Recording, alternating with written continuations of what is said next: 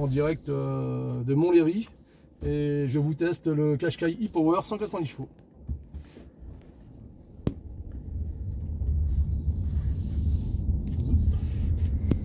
Bon messieurs, vous pouvez expliquer un peu le Qashqai? Alors le fonctionnement du Qashqai est relativement simple. On est sur un véhicule hybride avec un véhicule qui est équipé d'un moteur thermique et d'un moteur électrique, mais le moteur thermique n'a aucune relation avec les roues. La dernière motorisation qui entraîne les roues est la motorisation électrique.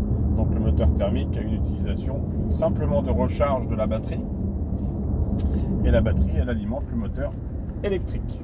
Voilà. Donc après on a différents modes. On va avoir le mode e-pédale.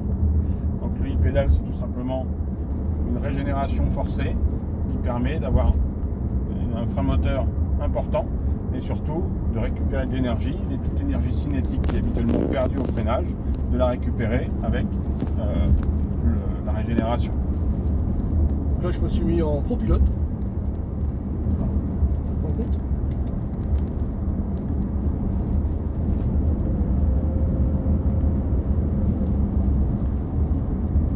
Donc le pro-pilote fonctionne que s'il y a ligne blanche, s'il n'y a pas de ligne blanche, il ne fonctionne plus pour information.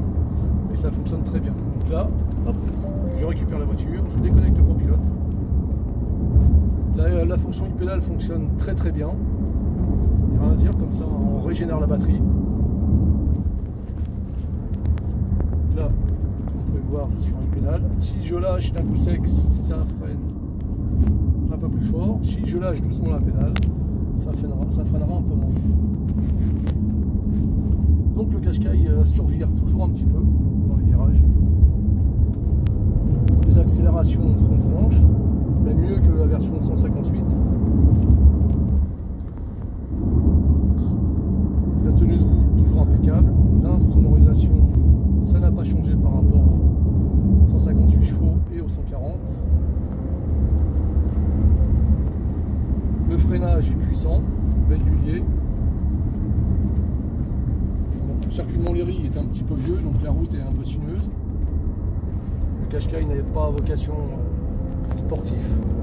J'ai le mode sport, éco, standard, comme actuel. Donc, vous connaissez très bien, vous savez que je roule sur circuit. J'ai toujours le pied lourd. La consommation est annoncée à peu près à 4,9 litres, si j'ai bien compris.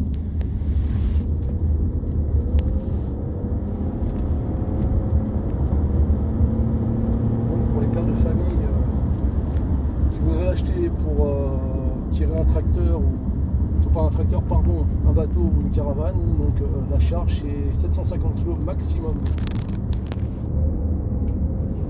La boîte auto supporte 440 Nm, mais on est à peu près à 240.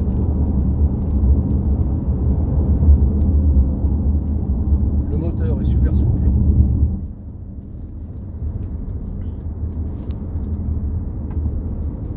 Qui est multimédia, vous connaissez, je ne vais pas vous le présenter. On entend un peu le moteur dès qu'on appuie à fond, mais bon, là, je suis déjà à 100. Je rappelle que nous sommes sur route fermée et circuit de Montlhéry, invité par Nissan Europe.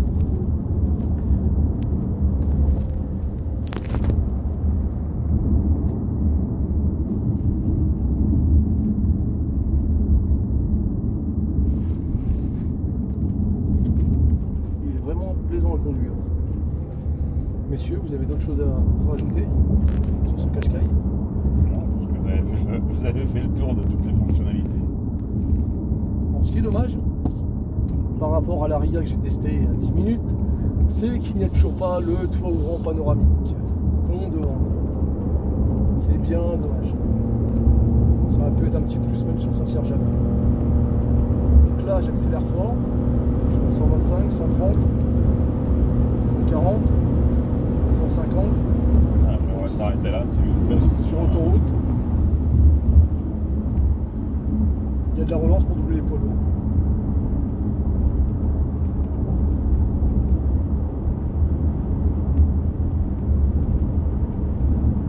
Les angles morts. Le volant qui vibre toujours, ça n'a pas changé.